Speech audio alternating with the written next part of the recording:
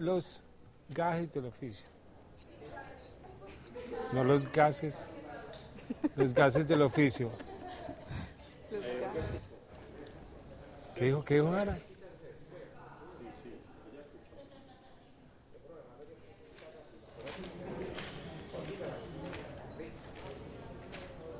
Oye.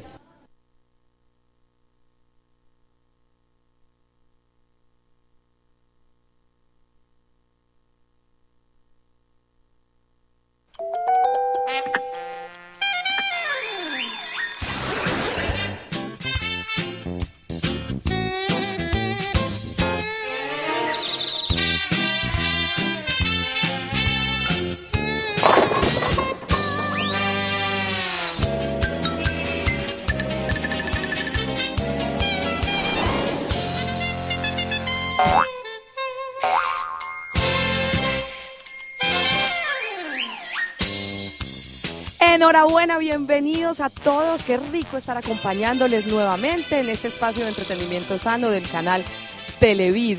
Hoy nos vinimos para un espacio maravilloso que se llama, Juliana, el Museo del Castillo. Juliana Mejía es la coordinadora de programación cultural del museo, muy amablemente nos ha dado la bienvenida, nos ha abierto las puertas para conocer una exposición deliciosa, ¿cierto, Néstor? Innegablemente, y yo creo que además este espacio de la ciudad de Medellín es algo que tenemos que mostrarle al mundo, porque este museo era el castillo que construyó para él y su esposa, don Diego Echavarría Misas, y para su hija Isolda. Se vinieron a vivir aquí, después de trasegar mucho por Europa, doña Dita, que era alemana, doña Benedicta Zurniden, se vino pues acá con él, aquí tuvieron su hija, la educaron acá, y trajeron un montón de cosas de Europa que ahora forman parte de este museo. Y es parte integral de la historia de la ciudad de Medellín, un espacio maravilloso, bellísimo, que hay que venir a conocerlo, y con mayor razón ahora en diciembre que tenemos la oportunidad de venir a disfrutar de pesebres y todo este colorido que tiene el Museo del Castillo, e inclusive hasta los fantasmas que salen de día, los encontramos aquí fácilmente en el Museo del Castillo. Pues gracias a Dios, no me ha tocado el primero. Don Ricardo, antes de conversar con Juli, ¿cómo estás? Un placer estar con ustedes, muchísimas gracias por acompañarnos, muy contento de estar aquí en el castillo y también de disfrutar de este paisaje tan hermoso y tan antaño, ¿cómo se dice? Tan, pues, bonito, ¿no? Sí, muy lindo. Él va a estar con un pesebrista maravilloso, don Aníbal, ¿verdad? Aníbal Arcila, que es una eminencia en este tema de los pesebres y bueno, pues ese va a ser el invitado de Ricky. ¿Resumió bien la historia del castillo, Néstor, Juliana? Falta un poquitico. Diego Echavarría Misas no construyó el castillo, lo construyó Jorge Tobón Uribe. Se demoraron 11 años construyendo el castillo. Cuando digo que lo construyó él, fue su idea, trajo los planos, trajo todo de Europa y puso a este Diego. Sí, él concibió eso, él vivió en Francia y de allá trajo la idea del castillo, construyeron 1930 la primera constructora de Medellín, H.M. Rodríguez, y se demoraron 11 años construyéndolo. Él alcanzó a vivir acá 8 meses antes de fallecer y ya la viuda fue la que le vendió el castillo a Diego Echavarría Misas. Solo lo disfrutó 8 meses, qué tristeza. 11 años construyendo, vivido 8 meses. La familia Echavarría dejó un legado bien grande en nuestra ciudad, de cultura, de educación. Contemos un poquito de eso, Juliana. Ellos eran unos filántropos, donaron, Diego Echavarría Misas donó y construyó la iglesia de Itagüí, la biblioteca de Itagüí. También tenemos varios colegios, la clínica de Santa... Se me escapa el nombre. Una clínica que también es... Perdóname, yo te agrego, Juliana. La escuela más importante de Itagüí se llama Isolda Echavarría. Su hija que murió de 19 años... De Guillán Barré, ¿verdad? Guillán Barré, y ellos quedaron desolados. Pero también el Itagüí juega en un sitio que se llama Ditaires. Ditaires es un parque que regaló para la ciudad de Itagüí, era la casa campestre de ellos. Y eran los aires de Dita, porque a doña Benedicta le decían Dita. Por eso se llama Ditaires, justamente en honor de ella. Buen dato, buen dato, buen dato. Navidad en el Castillo siempre es famosa, no solamente por la exposición de pesebres, que es la que van a conocer hoy a lo largo de Enhorabuena, y también hay mucha programación aquí, ¿verdad? Sí, nosotros denominamos todo esto el Festival de Navidad.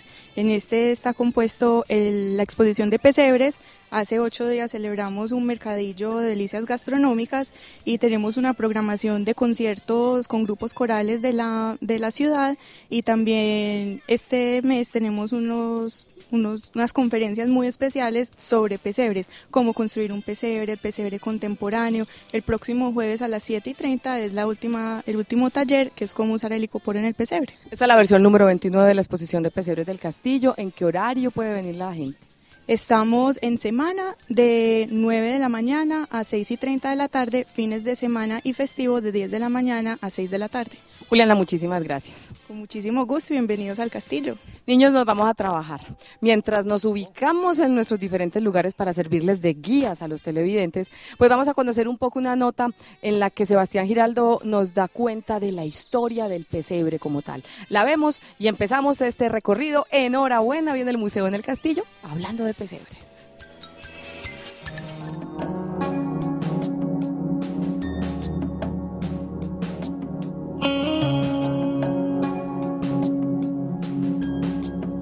El pesebre ha sido una tradición pues muy latina, porque realmente el pesebre empezó en Italia desde la época de San Francisco. San Francisco fue el promotor del pesebre, ya que en la Navidad de 1223 previamente él había pedido permiso al Papa Honorio III para celebrar la Navidad, para celebrar cristianamente la Navidad.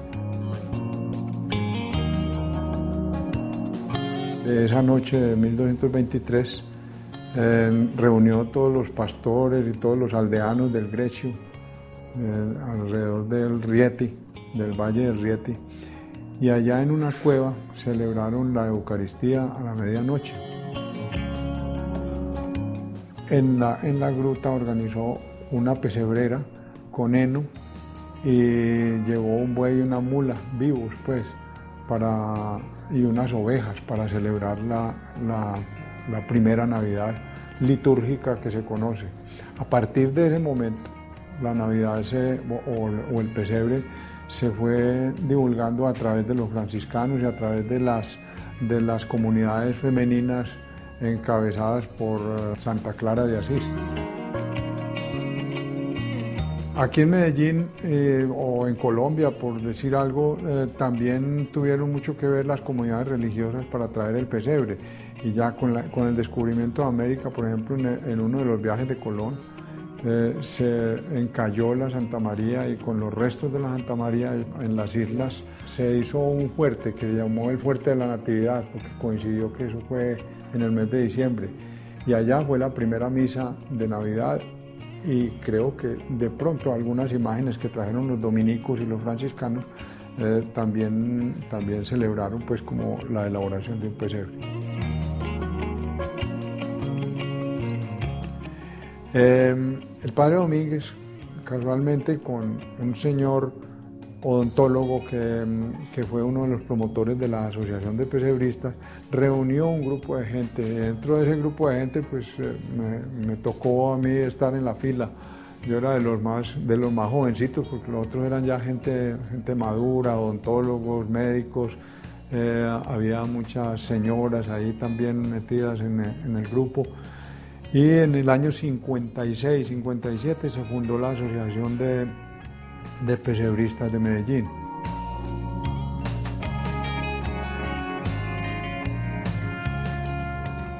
Lo más difícil es de pronto tener la idea de lo que se va a hacer. Y lo más gratificante es haber realizado esa idea. Sí, eso es como la satisfacción, y sobre todo pues que le llena a uno como el espíritu de alegría, pues de un bienestar, un gusto, porque es que es como el artista que plasma en un cuadro una idea y de pronto se siente realizado cuando la termina.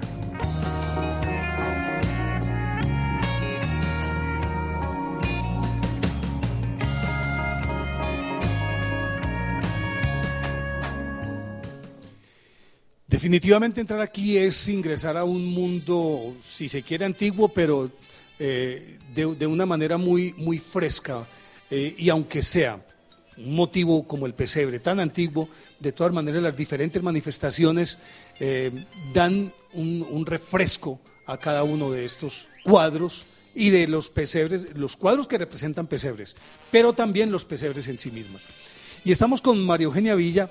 Todo el mundo le dice Villita, yo te voy a decir Villita. ¿Listo? Villita.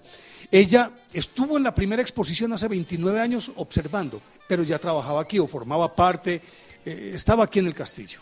Pero comenzó a participar desde la segunda edición, desde la edición segunda hace ya 28 años. Villita, gracias por estar con nosotros, enhorabuena. Y entonces vamos a empezar a mirar los distintos tipos de pesebres y las diferentes técnicas que se han empleado. Me decías que debemos empezar por acá, que esta es pintura sobre porcelana. Sí. Cuéntanos un poquito. De porcelana se empezó a participar desde hace 28 años. Aquí se le hace un homenaje a Ana Arismendi de Cárdenas, que participó en casi todas las versiones de la exposición. Desafortunadamente ya murió este año y le quería hacer el museo un homenaje, y ese rinconcito de pinturas son de ella. Pintura sobre porcelana, y otros años participó con pintura al temple, sí, que es los colores disueltos a base de huevo, que es una técnica de antes del Renacimiento, y que hay unos talleres en Medellín que la emplean todavía y la enseñan. Esos dos cuadros que están enfocando en este momento son al temple. Pero a ver, el primero que nos mostró nuestro compañero Byron, yo lo veo como más un tono bizantino. El de arriba, que es un tríptico, lo veo pues en 3 cuerpos, es más hindú, ¿cierto? Árabe. O árabe, sí, mozárabe más bien. Sí, pero son baldosines cerámicos pintados con pintura sobre porcelana. Bueno, y luego los que tenemos aquí a la derecha, que nos va a mostrar Byron, yo los veo más renacentistas. Sí, son como del inicio del Renacimiento y son en la técnica del temple. De acuerdo. Sí. Es decir, que se prepara la pintura con huevo. Con huevo, sí. De acuerdo. Y aquel que tenemos en la esquina, que en ese jarrón, por decirlo de alguna manera. Son figuritas hechas con cera, y los vestidos son trabajados en encolado con cera, y está hecho sobre un velón o dentro de un velón, que son posibilidades de lo que vamos a ver en este salón, que son pesebres contemporáneos, pesebres decorativos, pesebres en otras técnicas diferentes de lo que es el bíblico y el tradicional colombiano, dijéramos. Ahí, el que estamos viendo es el que está hecho dentro del velón, que semeja la cueva en la que supuestamente el pesebre donde nació Jesús. Y después vamos a mirar, y veo otros también que son, también me imagino yo, más renacentistas, y uno también un poquito árabe. Sí. Mozárabe, pues, sí, como del sur de España. Eso, son pesebres, esos son hechos todos sobre placa de porcelana, pintado con unos colores especiales, horneados y decorados con oro que se aplica al calor a 800 grados de temperatura.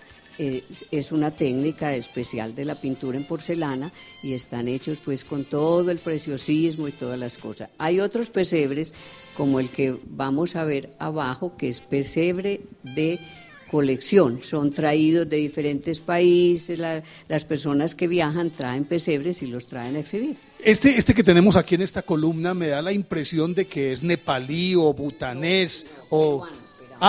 no, lo digo por la forma de la capucha, de los gorros que también se asemejan a los de Nepal, pero los rasgos sí son más bien como peruanos polinesios. Entonces los trae la gente de diferentes países, y se les pide que la persona que colecciona pesebres también participe mostrándole al público pesebres de otras partes, para que vean pues la diferencia con el pesebre nuestro. Bueno, Villita, estos que acabamos de ver aquí, que son más que vírgenes, son madonas, son de Claudia Gaviria, los de allí era de Ana Arismendi de Cárdenas.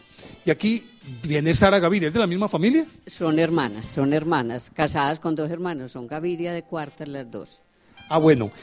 Pero veo aquí muchos arabescos que son como muy de la Edad Media, pero ya como la Edad Media llegando al Renacimiento, ¿me equivoco? Sí, no, está perfectamente ubicado usted aquí. ¿Y estos son con qué técnica? También pintura sobre porcelana. aquí abajo Sí. vemos uno que es muy, muy especial. Es un pesebre hecho de pétalos de flores, de pétalos de rosa, de helechitos secos. Es hecho pues un preciosismo basado y en maderita. Una hojita es la cuna. Sí, y la Virgen. Un pétalo es la cuna. Sí, y la Virgen, el vestido son pétalos de rosa, muy lindos. Es un trabajo precioso, pues, y que le da a la gente la idea de cuántos materiales diferentes puede utilizar para hacer la representación del nacimiento. Bueno, metámonos nosotros por aquí, Villita, para que le demos espacio a Byron para continuar. Entonces, ya vimos aquí lo que hizo Sara Gaviria, ¿cierto? Pero ahora vamos a entrar, yo creo que ya este es como un poquito más avanzado, no, pero también tiene cara del Renacimiento también, ¿cierto? Sí, tiene figuras como del Renacimiento, es una composición pues lograda con un ángel muy renacentista y con un niño Jesús que ya es pues inspiración de la persona que lo pintó. Esas son sobre placas cerámicas, Sí. y en las que están abajo sobre placas que va a mostrar enseguida, sobre placas de porcelana pintadas con la misma técnica de pintura en porcelana. Sí, esta que tenemos acá. Es una virgen oriental pintada en una plaquita de porcelana. Parece japonesa, vestida Sí, con sí, kimono y todo. Sí, es una virgencita japonesa. Sí.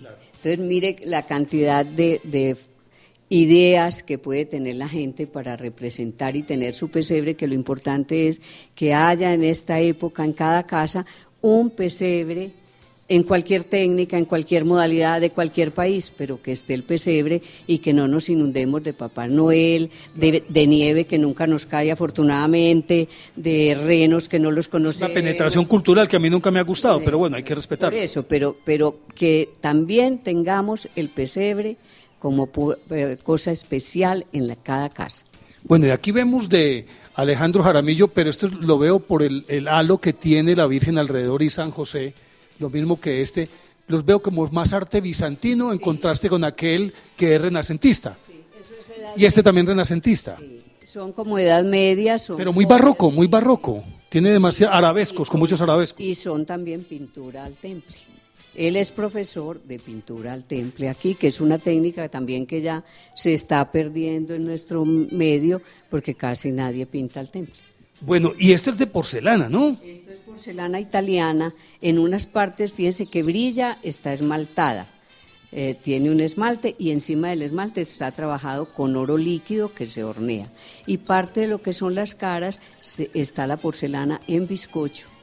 Claro. Muy bruñida, pero es porcelana en bizcocho, sin esmalte.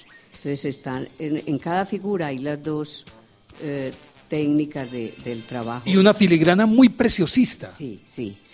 Es un trabajo muy lindo, es un pesebre italiano de propiedad del museo. Ah, qué bien. Vamos a guardar estos que son en tejido, qué belleza este tejido, estos tres que tenemos en tejido, pero los vamos a guardar para que hablemos un poquitito más adelante porque vamos a oír con Olguita, mi compañera, que está en otro sitio de aquí de este bellísimo Museo del Castillo. Ya volvemos, enhorabuena a este sitio. Pues claro que sí, Néstor. Antes de mostrarles los hermosos pesebres bíblicos que están en el auditorio del Museo del Castillo, les tengo una invitación.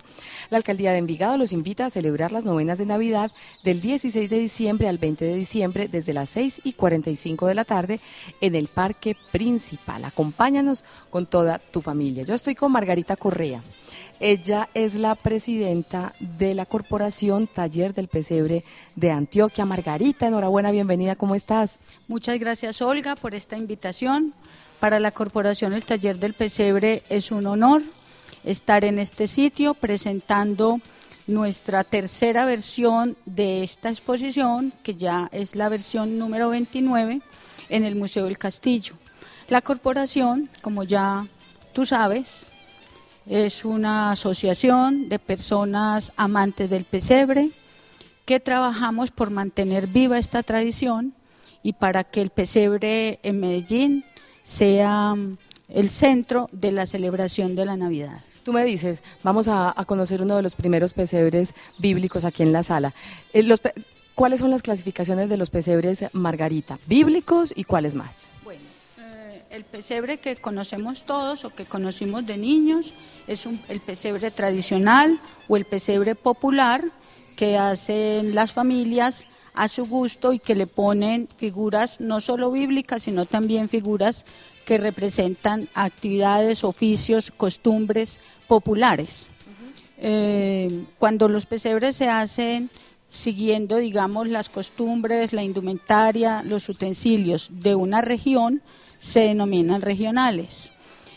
Por ejemplo, el pesebre napolitano, el pesebre italiano napolitano, es un pesebre regional porque ese pesebre está representando totalmente la cultura y las costumbres del pueblo italiano en Nápoles. En cambio, el pesebre bíblico, que es, digamos, el estilo que se ha implantado en la Corporación El Taller del Pesebre, es un estilo que recrea las escenas del nacimiento de Jesús que narran los evangelios, y el pesebre está hecho tratando de representar cómo era la Palestina en tiempos de Jesús en todos los aspectos, digamos, de un pueblo. Las construcciones, las costumbres, los oficios, los alimentos, la flora, la fauna, y el pesebre bíblico tiene una característica muy especial, como lo van a poder ver en esta muestra, y es que se hace un manejo muy cuidadoso de la escala, la profundidad, la iluminación, la relación pues de las figuras con el tamaño de las construcciones, y se respeta totalmente, digamos, la parte cultural o el ambiente que se vivía en Palestina en tiempos de Jesús. Empecemos pues, vamos con este primer pesebre, que es un pesebre en movimiento. Dice aquí Luceli Tamayo, María Luceli Tamayo, está construido en drywall, madera, icopor y otros. Es una hermosura. Freddy está ahí mostrando al detalle, parece un mundito en ese círculo. Ese pesebre representa 3 escenas diferentes. Cuando el pesebre pasa, digamos, por el frente del observador, se ve esa escena principal. Tiene el nacimiento, tiene una calle cualquiera de Palestina con los venteros, los mercaderes, tiene un caravanser, que es el sitio donde estaban los camellos, obviamente el nacimiento, y luego hay una escena que está por salir ya de la infancia de Jesús, y está el niño Jesús con su mamá orando.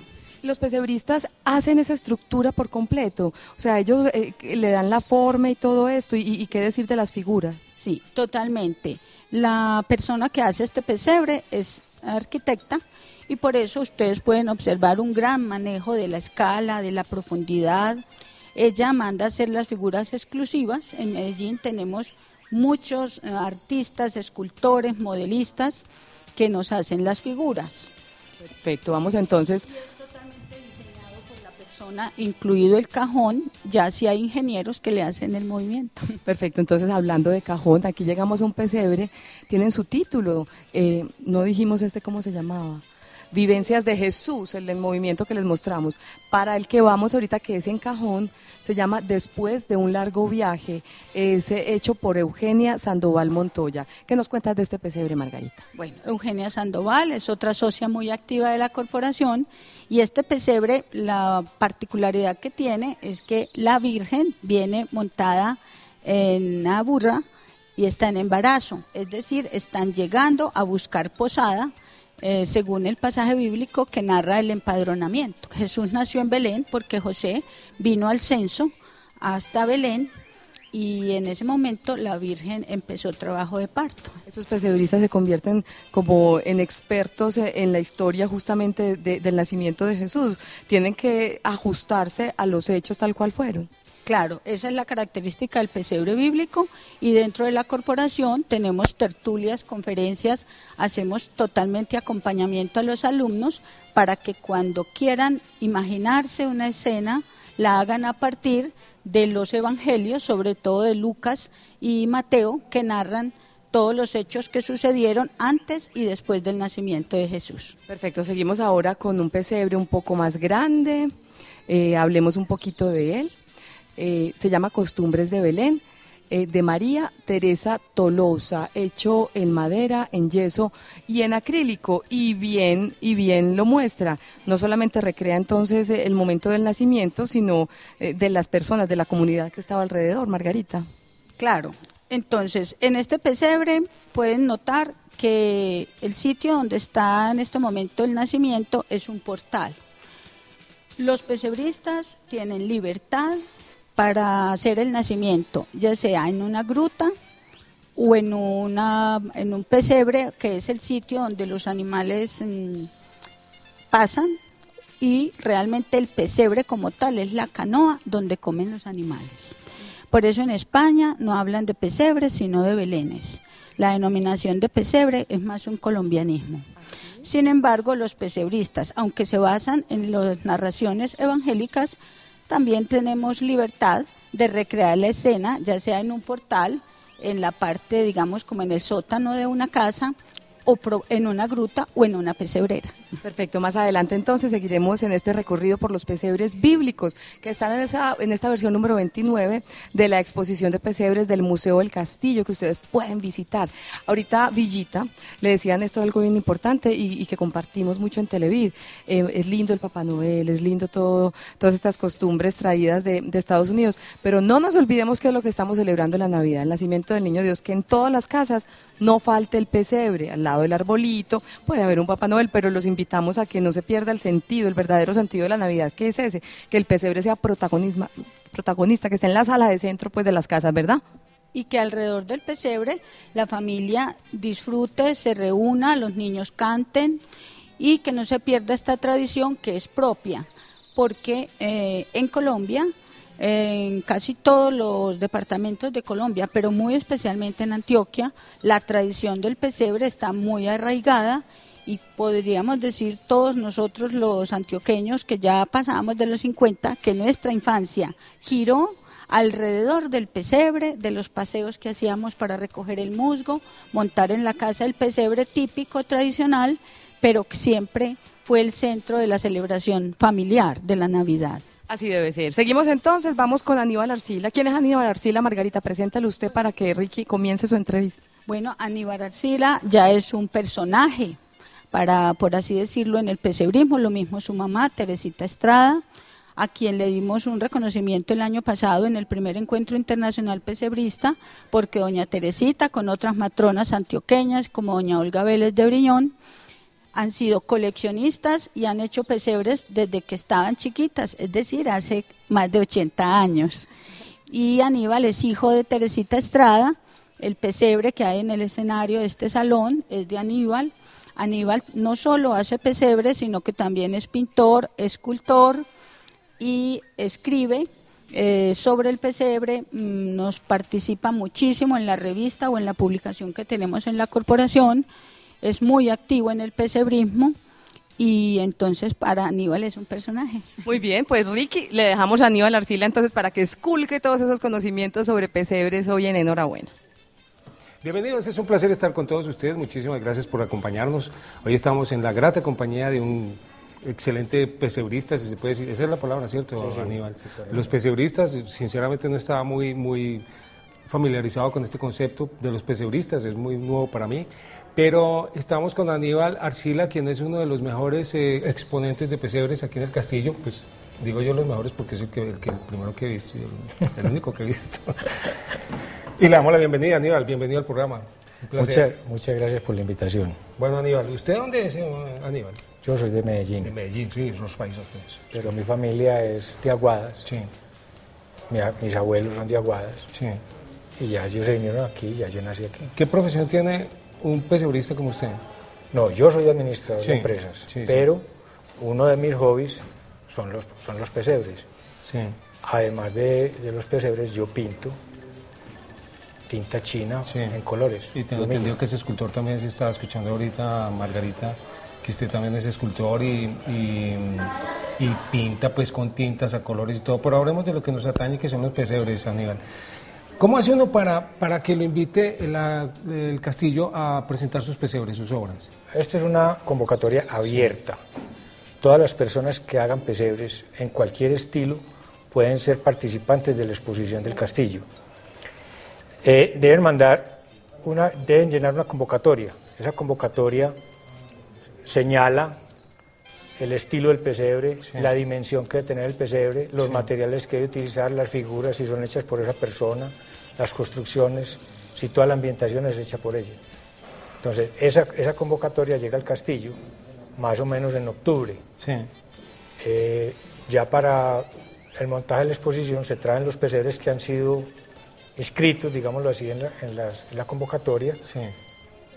Y se presentan en la exposición. En caso de no cumplir con unas ciertas normas de calidad, pueden ser rechazados, pero lo normal es que no sean rechazados. Aníbal, ¿y esta es la versión suya cuánto? ¿Hace cuánto está aquí? La mía es la 28. La 28, o sea que usted está desde el comienzo. No, el primer año me invitó Gabriel Ripoll, pero después no tuvimos comunicación y no pude llegar a la primera.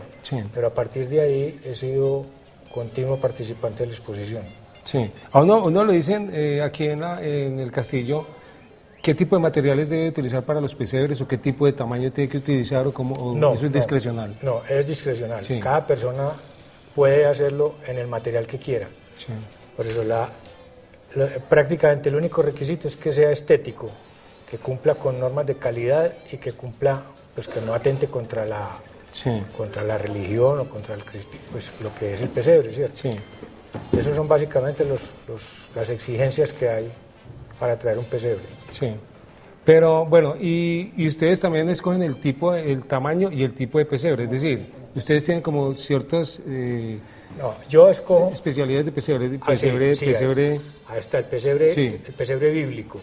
El pesebre bíblico lo que busca es tratar de reproducir el tiempo y el espacio de cuándo nació el niño. ¿Eso lo escogen ustedes también o les dicen ellos? No, cada persona escoge su tema, su tema, su pesebre.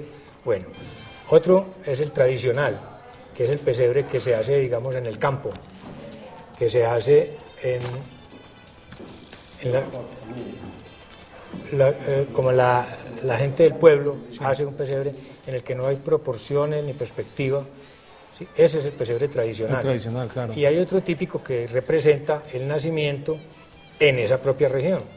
Entonces, si hacemos un pesebre típico antioqueño, obviamente tendrá personajes de carriel, de sombrero, de ruana, ¿sí? Casas típicas. Es permitido, ¿cierto? Eso correcto, es permitido. Pero entonces, ya entrando un poquito más, profundizando, entonces los pesebres deben tener proporciones. Sí, claro. Si yo tengo un pastor, ese pastor debe por lo menos pasar por la puerta de una casa. Entonces ya empieza uno a tomar medidas. Si ese pastor se sienta, la silla debe corresponder a una silla como la que nosotros tenemos. Entonces va uno escala, ¿no? manejando las escalas, correcto.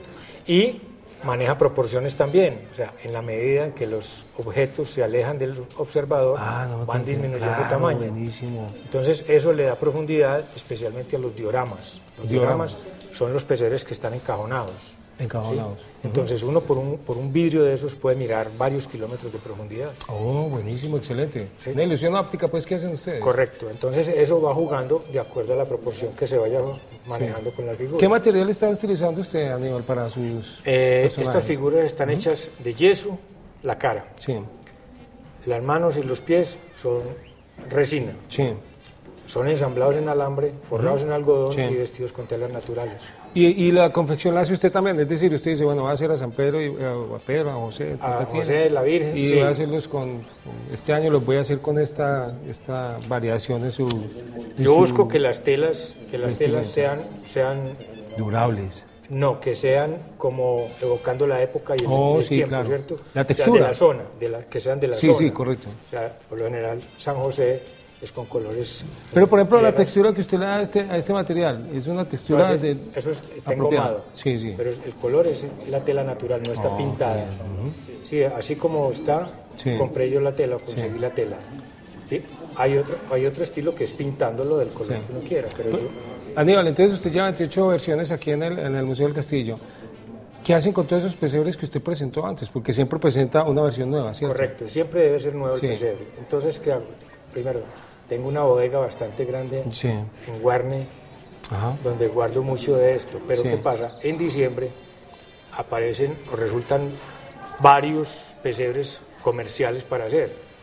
Entonces, esos pesebres comerciales los va surtiendo uno con lo que va haciendo. Sí. Es posible que un pesebre que mide 4 o 5 metros requiera 20, 30, 40 figuras, Sí. pero uno en el año no hace esas 30 o 40, entonces va, como quien dice, acumulando y va mezclando para que en el sitio donde lo llamaron a uno para que hiciera un pesebre no siempre sea igual, Sí. sino que sea distinto, que sea diferente. ¿Cuánto vale aproximadamente un pesebre de estos? Eso es muy El relativo, costo, eso es muy relativo. Un pesebre puede valer desde $500,000 de pesos hasta 7, 8 millones de pesos. Siempre es costoso. Depende de dónde esté, depende quién lo encargue, depende qué condiciones tenga. ¿Sí? Sí. Entonces eso es variable.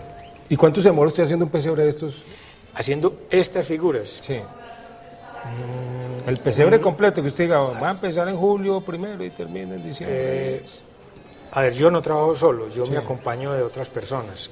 Hay una persona que me copia las manos. Yo le digo, necesito manos de estas, necesito manos, Esto es colegiado, pues. necesito pies. Sí. Mando sacar, tengo 3 o 4 moldes de caras, Sí. los modifico y los mando pintar que me den diferentes caras. Entonces de una misma cara yo puedo sacar diferentes 5 o 6.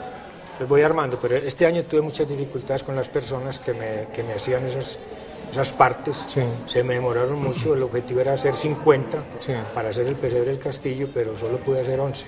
Hombre, muy bonitos, Aníbal, muy chévere, muy bien jalados. Nosotros vamos a hacer una pequeña pausa y ya regresamos con más Enhorabuena.